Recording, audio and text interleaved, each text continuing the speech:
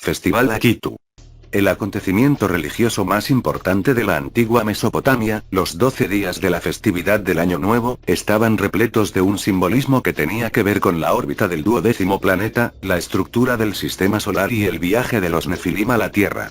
Las mejor documentadas de estas afirmaciones de fe eran los rituales babilonios de Año Nuevo. Pero las evidencias demuestran que los babilonios solo copiaron tradiciones que se remontaban a los inicios de la civilización sumeria. En Babilonia, la festividad seguía un ritual muy estricto y detallado. Cada parte, acto y oración tenía un motivo basado en la tradición y un significado concreto. Las ceremonias comenzaban el primer día de Nisan, por tanto, en el primer mes del año, coincidiendo con el equinoccio de primavera. Durante 11 días, todos los dioses con estatus celeste se unían a Marduk según un orden prescrito. El 12º día, todos los dioses partían hacia su propia morada, y Marduk se quedaba solo, con todo su esplendor. El paralelismo con la aparición de Marduk dentro del sistema planetario, su visita a los otros 11 miembros del sistema solar y la separación en el 12º día, dejando al 12º dios seguir como rey de los dioses, pero aislado de ellos, es obvio. Las ceremonias de la festividad de Año Nuevo simbolizaban el recorrido del 12º planeta. Los primeros 4 días, que representaban el paso de Marduk por los 4 primeros planetas, Plutón, Neptuno, Urano y Saturno, eran días de preparación. Al término del 4º día, los rituales representaban la aparición del planeta Iku, Júpiter, ante la vista de Marduk. El Marduk celeste se acercaba al lugar de la batalla. Simbólicamente, el sumo sacerdote comenzaba a recitar la epopeya de la creación, el relato de la batalla celeste. Se pasaba la noche en vela. Al terminar de recitar el relato de la batalla, y con el comienzo del 5º día, los rituales representaban la godécuple proclamación de Marduk como el Señor, afirmando que, con posterioridad a la batalla celeste, empezó a haber 12 miembros en el sistema solar. Entonces, las recitaciones nombraban a los 12 miembros del sistema solar y a las 12 constelaciones del zodíaco. También durante el 5º día, el dios Nabu, hijo y heredero de Marduk, llegaba en barco desde su centro de culto, Orsipa. Pero solo podía entrar en el complejo del templo de Babilonia al día siguiente, el 6º, pues, por entonces, Nabu era miembro del panteón babilonio de 12 y el planeta que tenía asignado era Marte, el 6º planeta.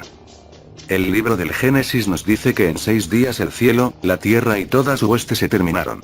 Los rituales babilonios, que conmemoraban los acontecimientos celestes que trajeron como resultado la creación del cinturón de asteroides y la Tierra, se terminaban también en los primeros 6 días de Nisan. Durante el 7º día, la fiesta centraba su atención en la Tierra. Aunque los detalles de los rituales del 7º día son escasos, H. Frankfurt, Kingship and Gods, cree que, en ellos, los dioses, dirigidos por Nabu, promulgaban la liberación de Marduk de su prisión en las montañas de la Tierra inferior.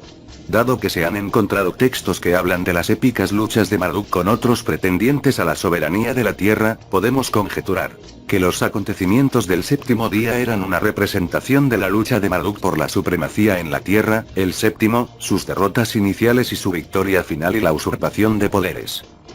Durante el 8º día de la festividad del Año Nuevo en Babilonia, Marduk, victorioso en la tierra, al igual que el falsificado Enuma Elish le había hecho en los cielos, recibía los supremos poderes de manos de los dioses para, después, en el 9º día, y acompañado por el rey y el populacho, se embarcaba en una procesión ritual que le llevaba desde su casa dentro del recinto sagrado de la ciudad hasta la casa de Akitu, que se encontraba en algún lugar en las afueras. Marduk y los 11 dioses visitantes permanecían en la casa hasta la 11ª jornada para, al día siguiente, en la 12ª, separarse y volver cada uno a su morada, dando por finalizada la celebración. De los muchos aspectos de la festividad babilonia que revelan sus primitivos orígenes sumerios, uno de los más significativos era el que se refería a la casa de Akitu.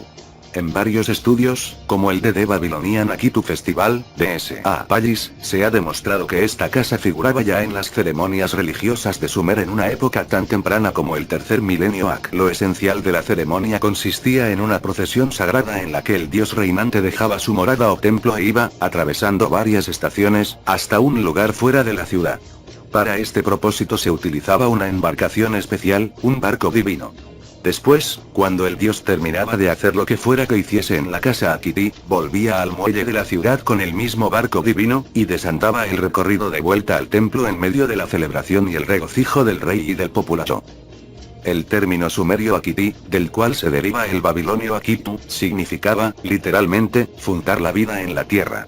Esto, acompañado por diversos aspectos del misterioso viaje, nos lleva a la conclusión de que la procesión simbolizaba el arriesgado pero exitoso viaje de los Nefilim desde su hogar hasta el séptimo planeta, la Tierra. Las excavaciones dirigidas durante alrededor de 20 años en la antigua Babilonia, brillantemente correlacionadas con los textos de los rituales babilonios, permitieron a los equipos de expertos dirigidos por F. Wessel y F.H. Weisbach, Das Auteilitun des Marduk sin Babylon, reconstruir el sagrado recinto de Marduk, los detalles arquitectónicos de su zigurat y el camino procesional, partes de los cuales se reconstruyeron después en el Museo del Antiguo Oriente Próximo de Berlín Oriental. Los nombres simbólicos de las 7 estaciones y el epíteto de Marduk en cada una de ellas se daban tanto en acadio como en sumerio, atestiguando con ello no solo su antigüedad, sino también los orígenes sumerios de la procesión y su simbolismo. La primera estación de Marduk, en la que su epíteto era soberano de los cielos, se llamaba Casa de Santidad en acadio y Casa de las Aguas Brillantes en sumerio. El epíteto del dios en la segunda estación es ilegible. Pero la estación se llamaba Donde el campo se separa. El nombre, parcialmente mutilado, de la tercera estación comenzaba con las palabras situación frente al planeta. Y el epíteto del dios cambiaba aquí a Señor del Fuego Derramado. La cuarta estación se llamaba Lugar Santo de los Destinos y Marduk recibía el nombre de Señor de la Tormenta de las Aguas de Aniki. La quinta estación parecía menos turbulenta. Se llamaba La Calzada, y Marduk asumía el título de donde aparece la palabra del pastor. También se indicaba una navegación tranquila en la sexta estación, llamada la nave del viajero, donde el epíteto de Marduk cambiaba a Dios de la puerta señalada. La séptima estación era el Bit Akitu, casa de la fundación de la vida en la tierra. Allí, Marduk tomaba el título de Dios de la casa del descanso. En nuestra opinión, las 7 estaciones de la procesión de Marduk representaban el viaje espacial de los Nefilim desde su planeta hasta la Tierra. Creemos que la primera estación, la Casa de las Aguas Brillantes, representaba el paso por Plutón. La segunda, donde el campo se separa, era Neptuno. La tercera, Urano. La cuarta, un lugar de tormentas celestes, Saturno. La quinta, donde la calzada se hacía clara, donde aparece la palabra del pastor, era Júpiter. La sexta, donde el viaje cambiaba a la nave del viajero, era Marte.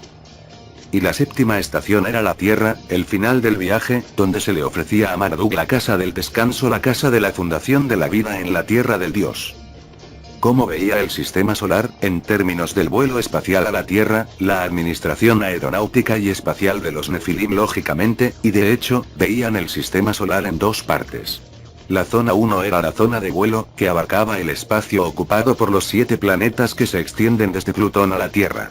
El segundo grupo, más allá de la zona de navegación, lo componían 4 cuerpos celestes, la Luna, Venus, Mercurio y el Sol.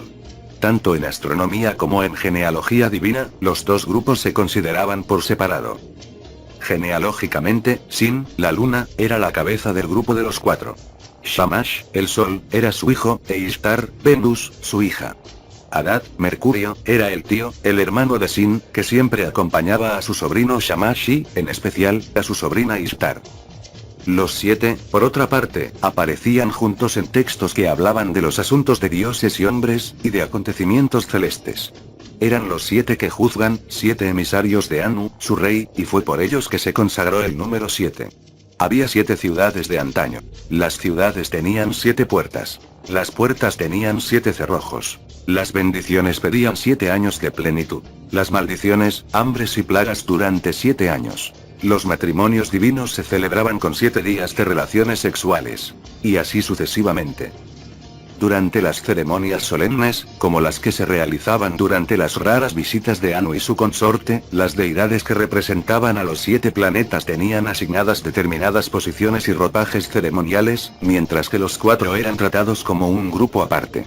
Por ejemplo, las antiguas normas de protocolo decían: las deidades Hadad, Sin, Shamash e Ishtar tendrán su sede en la corte hasta el amanecer. En los cielos, se suponía que cada grupo estaba en su propia zona celeste, y los sumerios suponían que había una barrera celeste que mantenía a los dos grupos separados. Un importante texto astral mitológico, según a Jeremías, The Old Testament in the Light of the Ancient Near East, habla de un acontecimiento celeste excepcional, cuando los 7 cruzaron al asalto la barrera celeste. En este altercado, que, según parece, fue una alineación inhabitual de los 7 planetas, estos se aliaron con el héroe Shamash el Sol y el valiente Arad Mercurio, lo cual quizás signifique que todos ejercían su atracción gravitatoria en una única dirección. Al mismo tiempo, Ishtar, buscando un glorioso lugar para vivir con Anu, pretendía convertirse en reina del cielo. Venus estaba cambiando su situación, yendo a un glorioso lugar para vivir. El mayor efecto lo padeció Sin, la luna. Los 7, que no temían las leyes, al dador de luz, Sin, asediaron violentamente. Según este texto, la aparición del 12º planeta salvó a la ensombrecida luna y la hizo brillar en los cielos de nuevo. Los 4 estaban situados en una zona celeste que los sumerios llamaban Girea, aguas celestes donde los cohetes se confunden, Mure, confusión de nave espacial, o Ule, banda de confusión. Estos desconcertantes términos adquieren sentido si asumimos que los Nefilim consideraban los cielos del sistema solar en función del viaje espacial. Solo recientemente, los ingenieros de la COMSAT, Communication Satellite Corporation, han descubierto que el Sol y la Luna engañan a los satélites artificiales y los hacen callar. Los satélites terrestres se pueden confundir a causa de las lluvias de partículas de las erupciones solares o de los cambios en el reflejo que hace la Luna de los rayos infrarrojos. Los Nefilim también sabían que las naves espaciales entraban en una zona de confusión a partir del momento en que pasaban la Tierra y se acercaban a Venus, Mercurio y el Sol. Separados de los 4 por una supuesta barrera, los 7 estaban en una zona celeste para la cual los sumerios utilizaban el término V. El V constaba de 7 partes llamadas, en acadio, Jiparu, residencias nocturnas. Existen pocas dudas acerca de que este fuera el origen de las creencias de Oriente Próximo sobre los 7 cielos. Los 7 orbes o esferas del V comprendían el acadio Kisatu, la totalidad. El origen del término se encontraba en el sumerio Shu, que implicaba también esa parte que era la más importante, la suprema. De ahí que a los 7 planetas se les llamara de veces los 7 brillantes Shunu, los 7 que en la parte suprema descansan. En la actualidad, en los primeros días de enero, la celebración de Akitu así como su procesión siguen celebrándose, en países como Irak, Irán, Azerbaiyán y Turkmenistán. Extracto del libro El 12º planeta del autor Zecharias Sitchin.